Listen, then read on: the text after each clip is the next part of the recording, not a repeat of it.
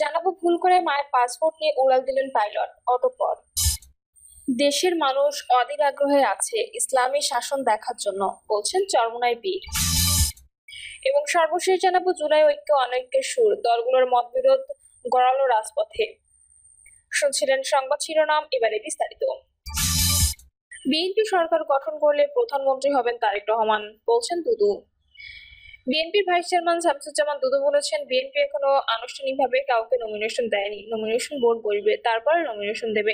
আমরা ধানের শীষের পক্ষে এখন মানুষের কাছে যাচ্ছি। সবাই মনে করে ধানের শীষ জয়লাভ করলে তারা বিএনপি সরকার গঠন করবে। বিএনপি সরকার গঠন করলে তারেক রহমান সাহেব প্রধানমন্ত্রী হবেন। শামসুজ্জামান দুদু বলেন, চুয়াডাঙ্গা এবং আলমডাঙ্গা অনেক সমস্যা, আমি 2বার এমপি ছিলাম, কিন্তু সে সময় একবার আমাদের সরকার অল্প সময় ছিল, সেটা 15 ফেব্রুয়ারি নির্বাচন। পরে নির্বাচনে আমি 30 সদস্যের সদস্য ছিলাম। গরিব মানুষের টাকাও সেই সময় আওয়ামী লীগ খেয়ে ফেলেছিল। আমাদের যারা গরিব মানুষ তাদেরকেও টাকা দেওয়া হয়নি। আওয়ামী লীগ কত বড় চোরের দল সেটা শেখ হাসিনা গত 15 থেকে 16 বছরে প্রমাণ করেছে।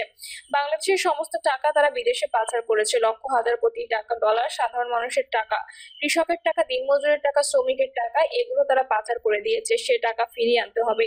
সে টাকা ফিরিয়ে আনতে হলে বিএনপি সরকার দরকার।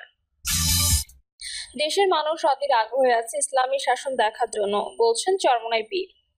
ইসলামী আন্দোলন বাংলাদেশের আমির ও চরমোনাই পীর মুফতি সৈয়দ রেজাউল করিম বলেছেন, আমরা বিএনপির শাসন দেখেছি, আওয়ামী লীগের শাসন দেখেছি, জাতীয় পার্টির শাসন দেখেছি, কিন্তু যে দেশের শতকরা 92% মানুষ মুসলমান সে দেশে আমরা ইসলামী শাসন দেখি নাই। দেশের মানুষ এখন অধীর আগ্রহে আছে ইসলামী শাসন দেখার জন্য।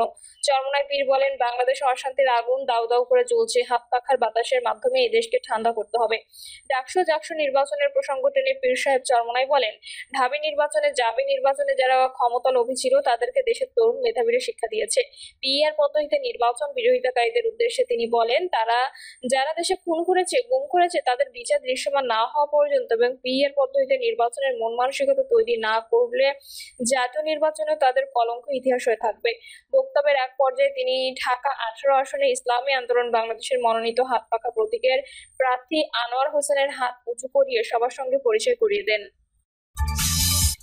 জুলাই ঐক্য অনৈক্যের সুর, দলগুলোর মতবিরোধ গড়ালো রাজপথে। ত্রয়োদশ জাতীয় সংসদ নির্বাচন যত ঘনিয়ে আসছে রাজনীতিতে উত্তাপ তত বাড়ছে। পাশাপাশি জুলাই গণঅভ্যুত্থানের পক্ষের শক্তিগুলোর মধ্যে অনৈক্য দৃশ্যমান হচ্ছে। জুলাই জাতীয় সনদের ভিত্তিতে নির্বাচন ও বিভিন্ন দাবিতে জামায়াত ইসলামী সহ 7টি রাজনৈতিক দল অভিন্ন কর্মসূচি দিয়েছে, যা আজ থেকে শুরু হচ্ছে।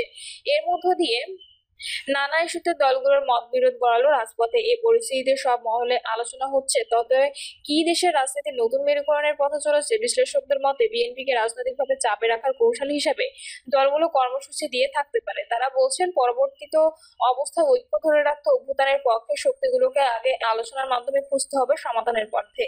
একে অপরকে ছাড় না দিলে সংকট নিয়ন্ত্রণের বাইরে চলে যেতে পারে। এজন্য সব পক্ষকে সংযত দায়িত্বশীল আচরণ করতে হবে। অন্যথায় বিভক্তি বিভাজনের এই সুযোগ নেবে পরাজিত শক্তি। অন্যদিকে এই মুহূর্তে কর্মসূচি বিরোধী বিএনপি সহ অন্যান্য রাজনৈতিক দল বলেছে, আলোচনা চলা অবস্থায় দাবি আদায়ে মাঠে নামা অযৌক্তিক ও অনাকাঙ্ক্ষিত। যে কোনো দল দাবি আদায়ে কর্মসূচি দিতে পারে, এটা তাদের অধিকার, কিন্তু সেই কর্মসূচি যদি ফেব্রুয়ারি নির্বাচনকে বাধাগ্রস্ত করে তবে সেটা ভেবে দেখা উচিত। কারণ নির্বাচন বাধাগ্রস্ত হলে দেশের সার্বভৌমত্ব হুমকিতে পড়তে পারে। তবে জামায়াত সহ কর্মসূচিতে যাওয়া দলগুলো বলছে, এর মাধ্যমে রাজনৈতিক অস্থিরতা বা নির্বাচন পেছানোর ষড়যন্ত্র হতে পারে, সেটা তারা মনে করেন না। তাদের মতে জনমত মজবুত করতে এই কর্মসূচি। জানতে চাইলে রাজনৈতিক বিশ্লেষক অধ্যাপক ডক্টর মাহবুবুল্লাহ বলেন, দাবিগুলোর বিষয়ে রাজনৈতিক পক্ষগুলো একে অপরকে ছাড় দিতে হবে, অন্যথায় দেশের জন্য সমূহ সংকট তৈরি করবে। আর সেই সংকট সবার নিয়ন্ত্রণের বাইরে চলে যাবে। তাই রাজনৈতিক দলগুলো সবকিছু চিন্তা ভাবনা করে সব করা উচিত। জুলাই জাতীয় সনদের ভিত্তিতে ফেব্রুয়ারিতে অনুষ্ঠেয় নির্বাচন ও কয়েকটি দাবিতে কর্মসূচি দিয়েছে জামাত ইসলামী সহ 7টি রাজনৈতিক দল। উল্লেখযোগ্য দাবিগুলো হলো, জুলাই জাতীয় সনদের ভিত্তিতে আগামী নির্বাচন, পিআর পদ্ধতি চালু, নির্বাচনে অংশগ্রহণকারী সব দলের জন্য সমান সুযোগ নিশ্চিতকরণ, ফ্যাসিস্ট সরকারের সব জুলুম নির্যাতন, গণহত্যা ও দুর্নীতির বিচার দৃশ্যমান করা ও স্বৈরাচারী শক্তি দূষর জাতীয় পার্টি ও 14 দলের কার্যক্রম নিষিদ্ধকরণ। এ বিষয়ে বিএনপির স্থায়ী কমিটির সদস্য সালাউদ্দিন আহমেদ বলেন, জাতীয় ঐক্যমত্য কমিশনের সঙ্গে আলোচনা অব্যাহত রয়েছে। যারা কর্মসূচি দিয়েছেন তারাও ওই আলোচনায় অংশ নিচ্ছেন। আলোচনা শেষ হওয়ার আগেই এ বিষয়ে রাজপথে আন্দোলনের আহ্বান জানানো অযৌক্তিক।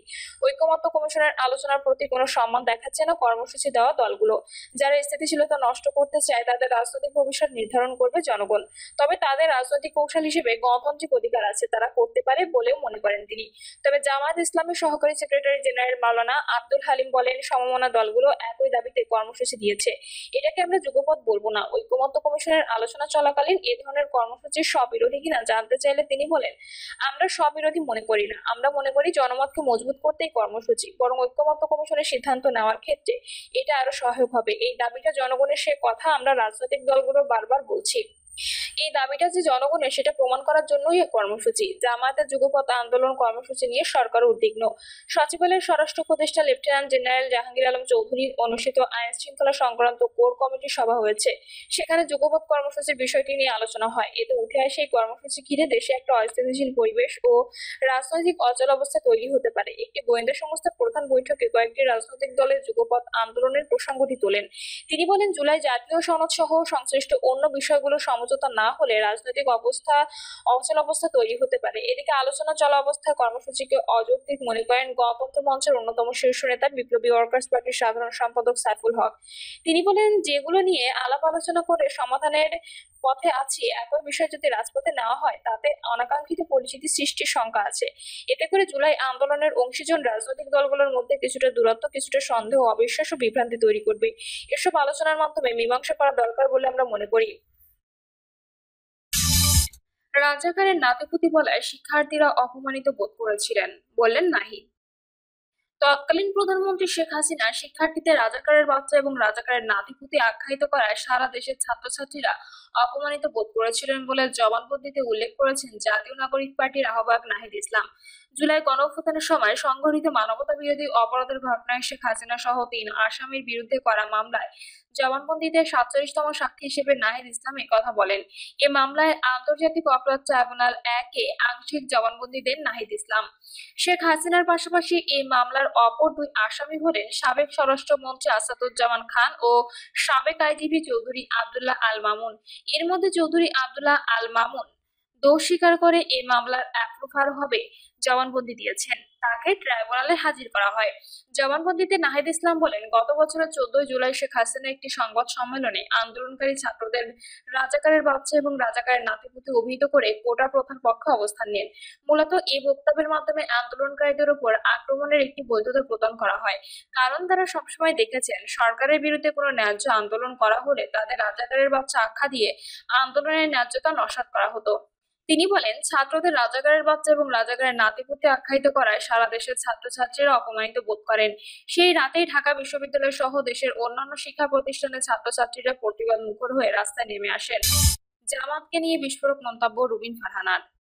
জামাত ইসলামী যদি কাউকে শত্রু চিহ্নিত করে তবে তাকে যেভাবে অ্যাটাক করবে তা বাংলাদেশের জন্য কোনো পার্টি করবে না বলে মন্তব্য করেছেন বিএনপির সহ আন্তর্জাতিক বিষয়ক সম্পাদক রুবিন ফারহানা। সম্প্রতি একটি টক শোতে উপস্থিত হয়ে এসব কথা বলেন তিনি। জামাত তাদের জন্য কাউকে হুমকি হিসেবে চিহ্নিত করলে তাকে নিশ্চিত করতে আক্রমণ করে, এমনটা উল্লেখ করেন রুবিন।